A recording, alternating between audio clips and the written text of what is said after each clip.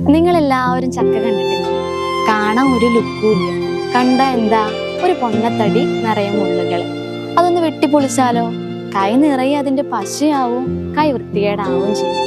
എന്നാ അതിനെല്ലാം അതിജീവിച്ച് അതിൻ്റെ ഉള്ളിലേക്ക് പ്രവേശിച്ചാലോ നല്ല മധുരമുള്ള ചക്കച്ചുളകൾ.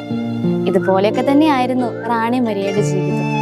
ജന്മനാടിന്റെ സുരക്ഷിതത്വവും പ്രിയപ്പെട്ടവരുടെ സാന്നിധ്യം എല്ലാം ഉപേക്ഷിച്ച് ഉത്തരേന്ത്യൻ നാട്ടിൽ, അതായത് ഭാഷ അറിയാത്ത, സംസ്കാരം അറിയാത്ത ഒരു നാട്ടിലേക്ക് അവൾ കടന്നു ചെന്നപ്പോൾ അവിടെ കാത്തിരുന്നത് ഒരുപാട് കഷ്ടപ്പാടുകളും തിരസ്കരണങ്ങളും വധഭീഷണിയൊക്കെ ആയിരുന്നു. സ്വന്തം ജീവൻ പോലും അവൾ അവർക്ക് വേണ്ടി കൊടുക്കേണ്ടി വന്നു. എന്നാൽ അവളുടെ കഷ്ടപ്പാടും വേദനകളെല്ലാം അനേകരുടെ ജീവിതത്തെ കൂടുതൽ മാധുര്യമുള്ളതാക്കി മാറ്റി.